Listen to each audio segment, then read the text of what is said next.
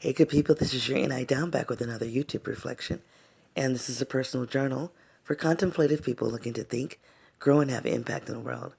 So, hey, I am thinking about visibility, invisibility, and hypervisibility. I'm up writing, trying to get a book done, and as when I'm writing, my mind becomes clear, and there's an alignment between my intuition and my thinking so that I can put words to that thing, that in which I'm intuiting.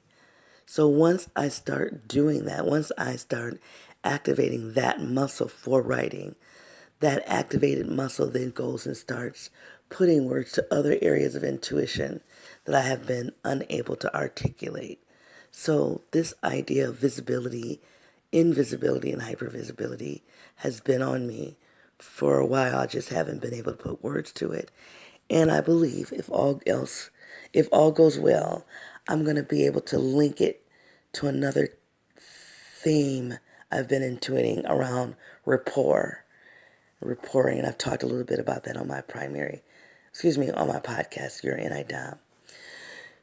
So let me try to get started because I only have a few minutes for you with YouTube reflections. I want to start where it's easier. So I work in a predominantly white organization, a predominantly white school district, and the percentage of the community that's of color is at the student level. It's not at the staff level. So I don't have the stats, and that's not what I'm here to process. But one of the conditions of being predominantly white is that you start developing a sense of default grounded in whiteness. So we're predominantly white. We have a shared experience in terms of whiteness being a culture. So anybody who shows up with a different culture, different expression of being, they get othered. That's one of the conditions. There's an othering that happens. Okay. A part of that othering is a increased visibility around the part that's different, around the othering. There's increased visibility. Now, in this space of increased visibility is an invisibility to some of the more day-to-day experiences of being human, in terms of what you bring to the table occupationally, and then being human. So all of these other parts of you that are important to the work, important to you as an individual, they are invisible, as is that's not unusual for us to be going about in our day-to-day lives or our day-to-day practice. And a significant part of what we bring to the table doesn't have visibility. That's not unusual. But the invisibility that I want to highlight in order to make a case for hypervisibility is in the area of expertise, influence, and power.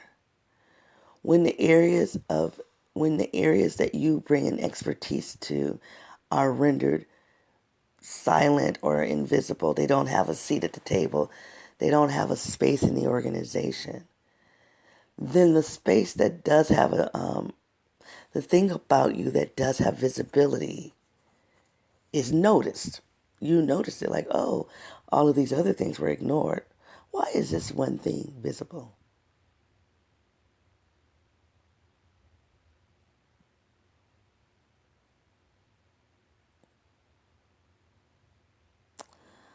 I'm sorry, Something just hit me as I was talking through this.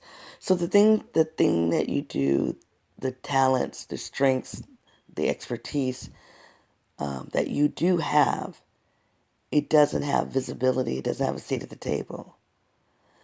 But the thing that does have a seat at the table, the thing that is visible, is the area in which you're different. And more than likely, it is the area in which you make others uncomfortable for whatever reason. It doesn't matter if you're intending to make them uncomfortable. And that visibility, that sole visibility, that one thing in which you're visible for, in the context of all the other things that you should be recognized for, that they've been rendered invisible, it creates what's called a hypervisibility. And this is the piece that I'm going to be done with this particular scenario. This is really, I think there's another piece that makes it hyper. You're being visible for the thing in which you're different. You're being visible for the thing that makes other people uncomfortable, in context to all of the other things that you should be recognized for, that they have been rendered invisible. And then there is a reduction of who you are to the one area of visibility that they're giving you. That's it. That's powerful. You're reduced to that one thing that they've relegated you to. The one thing that makes you different and that makes them uncomfortable. Your whole sense of self is reduced to that for them. And so then you try to navigate through that, because we all want to have a sense of visibility. We all want to feel seen. Now, some of us need to feel more seen than others, but we all have a need to be seen. So then we start navigating that one slice in which we are visible, even though it's reductive and it's limiting and it's housed in discomfort for other people. So if they're uncomfortable, they're giving you visibility, but there's also other conditions that are at the table that you have to navigate. Their discomfort is at the table in which you have to navigate. So that is one case of being visible, invisible, and hypervisible. The other case, and that's related to work, and like I said, I'm in a predominantly white space, so that's why that story came forward. There's another way of being visible, invisible, and hypervisible. And I'm going to put this in the context of family trauma or intergenerational trauma that connects to multiple family members, if not all family members, and multiple generations in that family. I've said this on the podcast, your NI Down podcast, where I freestyle over about an hour of reflection. Lately it's been more than that, but nonetheless. In family trauma or in dysfunctional families, usually there is a person that's designated to act out the dysfunction of the family. It's not the only person that is dysfunctional, but it's the one person that the family has designated to act out that part, which then allows the rest of the family to appear normal or healthy or sane. All while that one person that has been chosen in this really weird, unspoken selection process, this person has been chosen to act out the dysfunction to help the others become more functional. So then that thing that makes them targeted for serving the purpose of absorbing the dysfunction then has hypervisibility.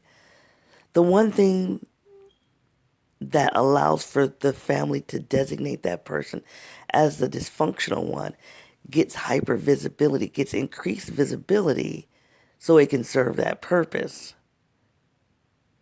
All while other attributes of the person, particularly the positive ones, are rendered invisible. unless those other parts serve a different function. And that's why you have different types of characters in a dysfunctional family. It's not just one character. There are multiple characters across all dysfunctional families. They all have it. And I think it all is based on what parts of that person is rendered visible, and it's rendered visible and invisible. And the dysfunctional characters, or the traits that are associated with the roles that each member plays in the whole, gets hypervisibility because it plays a function in the whole. So I want to say this, and I'm going to wrap up. Most of the positive traits are invisible, but the one trait that allows for you to be selected as the dysfunctional one then gets a hypervisibility because it's going to show that function. In order for it to serve that function, it has to be hypervisible for everybody to see. And why I'm pausing now is because I'm trying to take these two situations and bring them together. And what is a pattern across both scenarios? Number one, they're both related to a dysfunction. Well, in a dysfunctional family, the dysfunction is obvious in this reflection. But in a predominantly white space, in a environment that is a quote unquote minority majority, then the preservation of whiteness, number one, whiteness as a culture, and the whiteness as a demographic experience, the majority of people in the organization being white, that, and this is where I might lose some of you, but I got to say it anyway. There's a dysfunction there that allows for that dominance to exist, to have white dominance in terms of numbers and cultural influence in a space surrounded by a minority majority, where the majority of the people around that space are of color. How does that space maintain its whiteness? Has to be some type of dysfunction. And I've been thinking about the absence of Jim Crow laws, where in the Jim Crow era, you could have a bathroom that was said whites only. For colors, right? You could overtly discriminate by laws and practices and policies, and you can't do that anymore overtly. It's against the law. So if it's against the law to discriminate and to have white-only spaces, how does this white-only space exist as a predominantly white space when it's surrounded by a minority majority? Okay, that's the question. And my answer is that there has to be some kind of unspoken system that is, I'm saying dysfunctional, but in actuality is quite functional. But I don't have time to unpack that.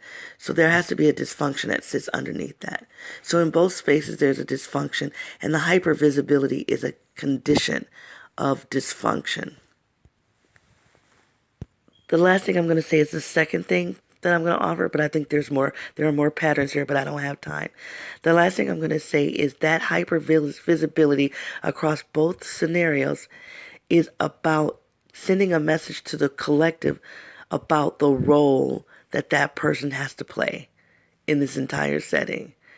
All right, you guys, I have to go. It is a pleasure hanging out with you. I don't do assignments on the YouTube shorts, okay? So come check me out on my website, yourinidom.wordpress.com, if you want to know more, or my podcast, You're in IDOM. You guys, it's been a pleasure hanging out with you. Until I come back, be well. Bye.